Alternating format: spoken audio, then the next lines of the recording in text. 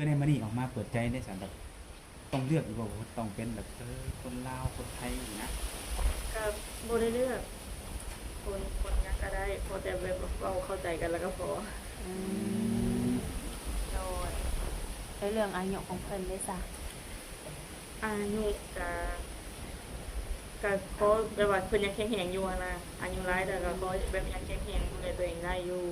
ก็โอเคสบายดีFC ของสาระน้อยเบิร์ดทุกคนบอกว่าสิอยู่ภายในหรืออยู่ต่างประเทศก็ยินดีต้อนรับเข้าสู่ช่อง YouTube ของสาระน้อยอีกแล้วทุกคนได้มาพบมาพอกับสาระน้อยในมื้อนี้ทางสาระน้อยกับพาหนุ่มๆนะคะ FC เบิร์ดทุกคนมาหาผู้สาวทุกคนได้ซึ่งตอนนี้เนาะทางสาระน้อยกับมาฮอดจอดถึงแล้วเนาะทุกคนก็สิเข้าไปโอบไปร่มนำผู้สาวเพิ่นเลยเนาะทุกคนเนาะซึ่งทางผู้สาวเพิ่นก็เป็นผู้เจ้าผู้งามทุกคนเลยก็เข้าไปสอบถามเนาะสื่อเสียงแนะนำของเพิ่นที่ผ่านมาเพิ่นเคยมีครอบครัวบ่เนาะทุกคน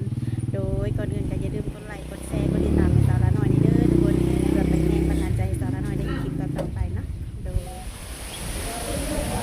ทุกคนเนาะเปิดภาพในมันนี่เจอกับผู้สาวงามแล้วทุกคนเลยประเด็นพอทักทายกันมาเลยสบายดีโดยสบายดีเนาะทางผู้สาวโสดทุกคนหลายๆคนก็ได้ยือได้คือบางคนมาใหม่อาจจะรู้จักเนาะคือทางคนนี้ก็เป็นสาวโสดที่เคยเปิดใจมาแล้วเนาะกับเป็นชื่อเชียงนั่นก็คือสาวมัดหมี่เนาะพอแต่สาวมัดหมี่ปีนี้เนี่ยอยู่แต่ปีแล้วปีนี้29 ปีเปิดใจมาสุกรดีทางมาหอดปัจจุบันได้จากเดือนจากปีเลยกระโดดเติบแล้วบ่จื้อแต่ว่าพูดแต่ว่าโดดนะเป็นปีพุ่นแล้วเนาะเป็นได้คือว่าโสดนะอย่างพวกตัวนี้เป็นอะไรก็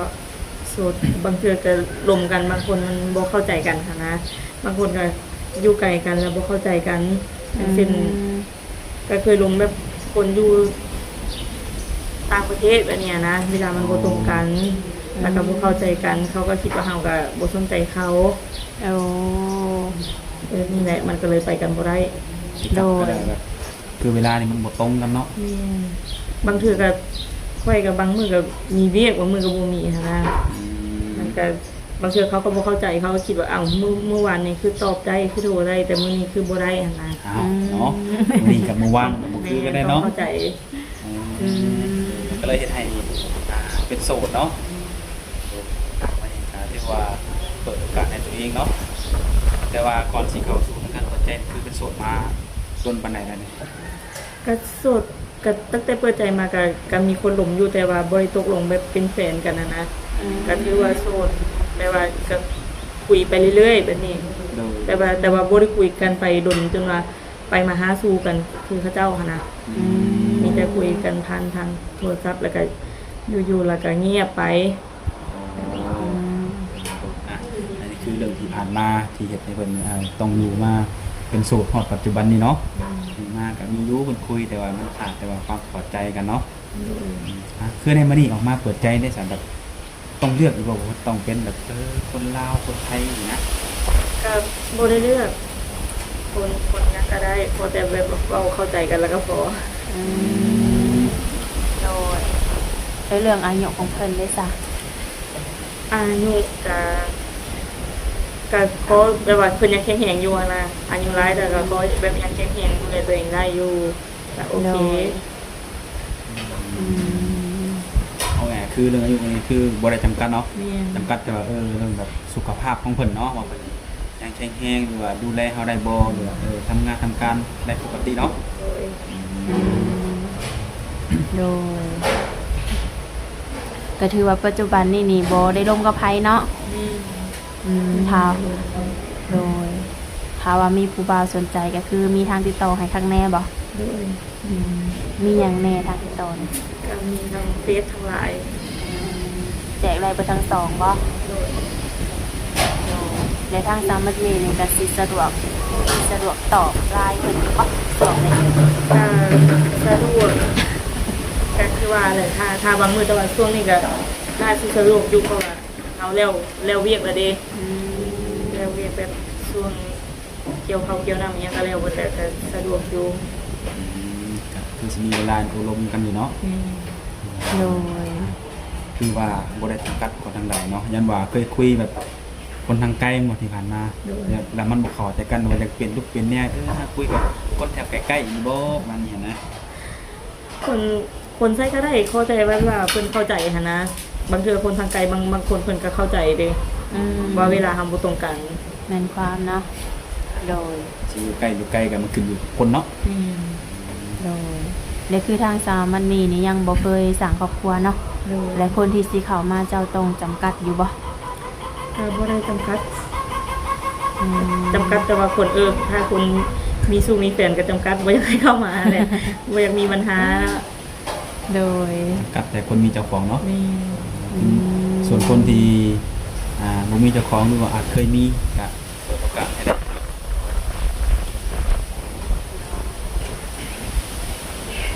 สเปคได้ซะสเปคของสาวนักดีเป็นแบบใด สเปคก็บ่ได้มีหลายเลยเพราะว่าคนแบบว่าดูแลเฮาได้แบบนี้ดูแลเฮาได้ดูแลครอบครัวเฮาได้แบบบ่กับบ่ถึงขั้นกว่ากับรวยแต่ก็บ่ได้ให้เฮาขาดเกินอีหยังหันนะ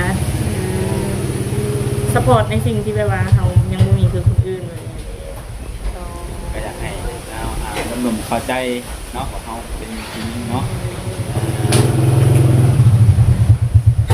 คันว่าสามารถมีครอบครัวในนาไปอยู่น้ำสามีได้บ่ ไปได้ จะอยู่เป็นรักทาวรเลยก็ได้อยู่ ก็ต้องจังหวัดมาว่าแม่เพิ่นก็บ่มีคนอยู่นำเด้น้องสาวก็เฮ็ดเวียกนะ คืออยู่ในเฮือนมีบ่คนสร้างครอบครัวแล้วครับ น้องชายเพิ่นก็ไปอยู่เพิ่นเมียเพิ่น มีแต่น้องชายแสดงว่าสามีเป็นลูกคนทมิตรบ่ แม่ลูกโป๊ก ลูกสาวพกเนาะ แม่แล้วก็มีน้องชายคนหนึงน้องสาวคนหนึง น้องชายเป็นมีครอบครัวแล้วเอ้ยยังบ่ทันมีอยู่บ่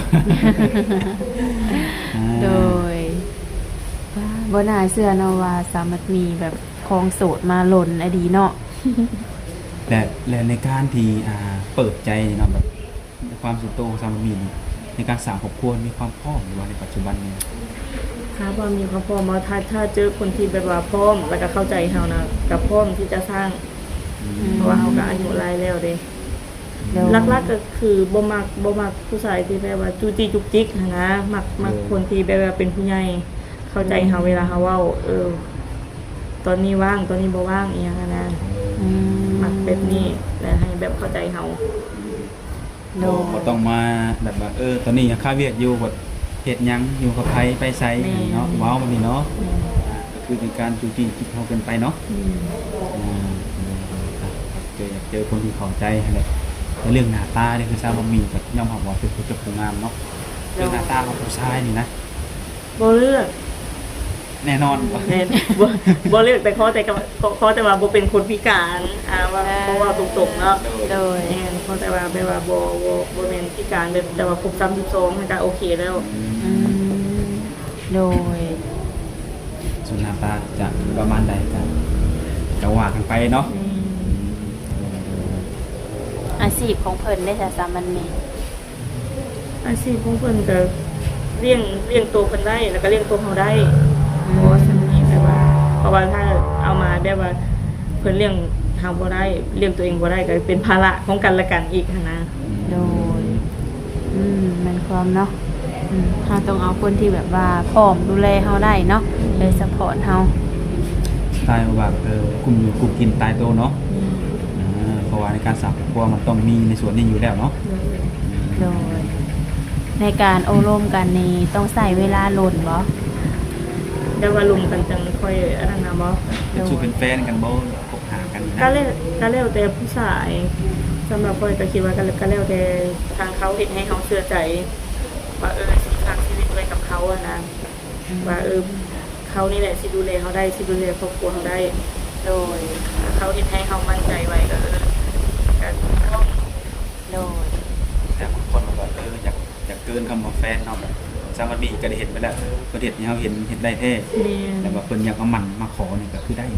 ได้ ได้เนาะ ก็แม่นก็ลงกับครอบครัวอีหยังแล้วเรียบร้อยทาง ลงกันเนาะ แม่นทางแม่พร้อมทุกคนพร้อมแล้วก็ได้ แม่นอยู่เฮานี่ร่วมกันเฮาพร้อมเนาะ แต่ก็เราต้องศึกษาผู้ใหญ่เพิ่นอีกเนาะให้เพิ่นได้คุยกันทางก็จังโอ้มาร่วมกันเนาะ โดย โดยคันว่าหนุ่มๆอยากมาเยี่ยมมายามเด้อสามันมี ก็มาได้ อืม มาลินได้ เคยมีมาหาบ่ บ่ มา เค เยี่ยม ย บ่เคยเถื่อบ่ แม่ อืมมีอยู่บ่สามันมีผู้บ่าวชวนไปเที่ยวอยู่ฝั่งไทยนี่นะ บ่มี โอ้ ถ้าเกิดว่าในมื้อนี้เปิดใจไปแล้วมีคนชวนไปเที่ยวไป ก็ไปแต่ก็ไปกับหมู่บ่หรือไปกับใครก็ได้อันนะก็ไปเบิ่งเพิ่นบ้านเพิ่นเมืองเพิ่นเด้ ไปคือไปแต่ว่าต้องมีคน2คนไปนํเนาะ แม่ อย่างว่าอุ้ยอยากไปลุยเดียวรถเนี่ยเนาะ บ่บ่ บ่กล้าบ่ งาน เล นี้ ย บางที เนาะดูแม่ดูครั้งแรกเนาะ แม่ การที่เรารู้จักกันนี่ก็คืออย่างน้อยกับหมู่บ่หรือว่าคนในเฮือนบ่เนาะ นี่ ไปน โดยต่อให้เป็นพ่อห้างพ่อหมายกับบ่ติบ่สามี บ่ติ มีลูกหลายคนก็บ่เป็นหยังบ่ ก็บ่เป็นหยังค่ะเนี่ยครอบครัวเพิ่นพร้อมมานะลูกเต้าเพิ่นพร้อม อืม ก็บ่เป็นหยังรับได้ เรียกว่าถ้าเพิ่นมีลูกก็ให้เพิ่นปรึกษากับลูกเพิ่นเนาะ นี่ ถ้าลูกเพิ่นนี่ยกตัวอย่างแบบพอรุ่นกับคนนี้ลูกโอเคบ่จังซี่เนาะ โดย คือทางมีเพิ่นก็บ่มีปัญหาเรื่องคนมีลูกเนาะ โดยมื้อนี้ก็ถือว่ามาถ่ายทำเนาะมาเปิดใจอีกรอบหนึงเนาะสามันมีเนาะก็หวังว่าสิเจอเนื้อคู่เนาะรอบนี้สิเจอคนเข้าอกเข้าใจสามันมี โดย เป็นยังไงหลังจากเก็บเกี่ยวเขาแล้วนี่มีเวียกมีงานแบบวางแผนสิไปเฮ็ดอยู่บ่ ก็ก็ยังบ่ฮู้เพราะว่าแม่เพิ่นยังสิไปอยู่นะแล้วบ่มีคนอยู่เฮือนเด้น้องสาวเพิ่นก็เฮ็ดงานนิคอนอยู่นะบ่มีคนแบบเบิ่งหมูเบิ่งควายแล้ว สำเนียงเนาะ แม่นถ้าแม่เพิ่นบ่ไปหาเงินเพิ่นแล้วก็จังสิได้ไปหั้นนะ โอ้แม่เพิ่นเฮ็ดงานได้ใช่ไหม แม่เพิ่นก็ทุกมื้อนี้เพิ่นก็บ่ได้อยู่เพิ่นก็ขายเครื่องขายของเพิ่นแล่นไปส่งเครื่องส่งของเพิ่นน่ะนะโทรยามใดก็ไปยามนั้นเลย ขออนุญาตนะทั้งแม่เพิ่นอายุหลายปานใดแล้ว ก็ประมาณ40ปลาย แม่ก็ยังสาวอยู่เป็นคนเนาะ โดย แม่คือสิงามเนาะคนมีลูกสาวงามแบบนี้ โดยแม่เพิ่นขายหยัง แม่ขายของออนไลน์ขายพวกสาพวกครีมพวกสบู่อิหยังแหละขายเพิ่นขายทุกอย่างอยู่ โอ้ถือว่าเก่งเนาะทางแม่เพิ่นเนาะ นี่ ขายของออนไลน์เป็นทุกคนและทางทางมันมีแผนวางไว้อยู่บ่เรื่องอนาคตนี่นะแบบถ้าเกิดสร้างครอบครัวเสร็จแน่เนาะแบบธุรกิจว่ามีรายได้เข้าในเฮือนในซ่านนี่นะ ก็คิดอยู่คือตอนนี้ก็ได้ว่าแม่เพิ่นก็แนะนำก็อยากเฮ็ดคือแม่เพิ่นนะถ้าเฮามีทุนเพราะว่าเพิ่นก็บอกว่า คือตอนนี้แม่ค่อยก็เอามา แต่ค่อยก็ไปขายให้แล้วก็เดี๋ยวกินกำไรนํเพิ่นเล็กๆน้อยๆนะแต่ถ้าเฮามีทุนหลายก็คิดอยากเฮ็ดนํเพิ่นอยู่เพราะว่าแม่เพิ่นก็ทุนบ่หลาย การให้เกิดออนไลน์คือสร้างมันมีเห็นแบบตัวอย่างเนาะว่ารายเข้ามันหน่อยหลายเนาะก็เลยถ้ามีเงินหรือมีงบคือจะเห็นในส่วนนี้เนาะ อยากลงทุนใน ต้องใช้งบประมาณหลายว่าจะสามี ก็มันแล้วแต่ว่าเขาสิขายยังแน่นะแบบของที่เขาอันนั้นก็ระดับหลัก10ล้านขึ้นไปเลย 10 ล้านกีบเอานี่มันบอก10 ล้านกีบแต่ตีเป็นเงินบาทอ่ะ2แม่นบอก บ่ฮอด20,000สำหรับบ่ฮอดเลยเนาะ แม่นบอก ประมาณ10,000 ตามเหรียญเงินเนาะตัวเหรียญเงินของมือนี่ก็มันก็จะดูคงที่นะว่าประมาณนี้ก็เป็นเวลาในการลงทุนเนาะแต่คือว่าในสำหรับคนบ่มีเงินก็คือว่านักหน่วงพอเติบเนาะ แม่นเพราะว่าต้องบ่จักซื้อนั้นซื้อนี่เนี่ยแต่ละมื้อนี่ทุกอย่างมันก็แพงเบิดอีก โดยไอ้สามารถมีบ่ได้ไปดินไปเที่ยวทางไหนบ่ บ่แต่ส่วนคันไปก็ไปแต่ในหมู่บ้านตัวเองแหละไปเลินน้ำหมู่แต่บ่ได้เคยแบบไปนอกไปในเมืองยังบ่เคย แต่เป็นสาวมานี่เคยไปอยู่ ก็ตะกี้เคยไปอยู่แต่ว่าช่วงนี้อายุหลายมาแล้วบ่ค่อยได้ออกไป อายุได้แล้วก็ขาดเกินวัยเฮาเด้อบ่ แม่นบ่ค่อยได้ออกไปเดิน โดย อีหยังรถก็บ่มีแน่เด้ได้อัน รถอันขายให้น้องสายเพิ่นเพราะว่าน้องสายเพิ่นไปสู่เมียเพิ่นบ่มีรถใช้ก็เลยต้องได้ขายออกให้น้องเพิ่นแต่ก็ยังบ่ได้ซื้อใหม่ โดยอืมแสดงว่าปัจจุบันนี้บ่มีรถขี่บ่ แม่น เอาโดยไปใส่มาใส่ก็ลำบากเลยเนาะ มันก็มาหาหมู่กันหมู่มาหา รับส่งบ่ ผมจะได้ทำมาหลินของผมถามเนาะ โดยกินข้าวเที่ยงแล้วว่าสมอนี้ กินแล้วข้าวเที่ยงกำลังสิพากันกินตำบักหุ่ง เอ กินตำบักหุ่งนำกัน กินซุ่มกันบ่ แม่น ซุ่มเซลเนาะตามหมู่คู่ โดย แต่อยากถามเพิ่มเติมน้องในเรื่องแบบว่าผู้บ่าวน้องแบบผู้ชายที่จะเข้ามาหาสามีอย่างเช่นว่าเพิ่นอาจจะมีการสูบยาโบนกินเหล้ากินเบียร์นี่นะถ้ามีคิดว่าในส่วนนี้ ก็นะครับส่วนในใจกับโบมักหั้นนะกับโบมักแต่ว่าถ้าเป็นความที่แบบว่าเพิ่นกินเพื่อสังคมแบบว่าไปสังคมออกไปน้ำมูน้ำคูอะไรจังอันนั้นก็ได้อยู่หั้นนะแต่ว่ากินจนเกินอันนั้นกับบ่ได้เพราะว่าค่อยกับบ่กินเด้แบบเราเบียร์หยังค่อยกับบ่กิน โอ้ในความส่วนตัวกับสามีเนี่ยบ่ยุ่งเกี่ยวตัวนี้แล้วเนาะแต่ถ้าเกิดว่ามันหลีกเลี่ยงบ่ได้เนาะแบบคนที่มาล้มเฮาแต่ว่าเพิ่นเข้าใจเฮาอยู่แต่ว่าบางยุคเกี่ยวนี่ก็กินได้อยู่นะครับตามมาจังไดสถานการณ์ก็แบบพออยู่แบบนั้นเนาะ อย่างเช่นคือค่อยกับคันไปงานเนี่ยจังได้กินแบบนี้จอกสองจอกก็แบบเฮาไปสังคมน้ำหมู่เด้เขาต้องได้เฮ็ดคือหมู่อะนะ ไปงานเพิ่นก็ให้เกียรติเพิ่นจักหน่อยเนาะก็ได้อยู่บ่ได้ถึงขั้นว่ากีดกันหรือว่าห่างเนาะ โดยแบบสูบยาได้เหรอสามี ทุกอย่างก็ได้ก็บ่เป็นหยังแต่ก็อยากห้ามมันแหละมันบ่ดีเด้ เฮาก็เป็นห่วงเลยเนาะ แม่น ก็ฮู้อยู่ว่าการสูบยานี่มันก็ทำลายทางในเนาะและการทำลายคนรอบข้างนำ โดย แต่คือความจริงก็แล้วแต่ว่าเวลาลงกันเนาะมันก็จะมีความจำเป็นอยู่หรอกเนาะบางทีเพิ่นสูบมาตั้งแต่น้อยบ่ตั้งแต่เป็นรุ่นจนฮอดเฒ่าก็มีเนาะเพิ่นเลิกบ่ได้ก็จำเป็นแน่เนาะ โดยก็ถือว่าบ่มีหยังได้เนาะมื้อนี้เนาะก็ได้มาโอมารวมกันเนาะก็โดนนานเติบก็ถือว่าได้ถามไทยหลายเติบเนาะมีแต่ว่าคำถามไหนที่ว่าทางทีมงานทางบ่ได้ถามก็ให้ทางหนุ่มๆเพิ่นมาสอบถามเอาเองเนาะ ที่ส่วนตัวดีกว่าเนาะจะได้ชัดเจนและรายละเอียดหลายกว่านี้ โดย เนาะสำหรับสามีคือวันนี้ก็โสดแน่นอน 100% ทุกคน แม่น ฝากหนุ่มๆคนนี้ได้ทุกคนได้มาโอ้มาลองเบิ่งระหว่างลมคนงามนี่มันสิเป็นอะไรเนาะโอเคเนาะสิได้ขอจบคลิปแล้วก่อนทุกคนเด้อไปพบกันในมื้อหน้าจังหวะกันใหม่เนาะ สบายดีเด้อ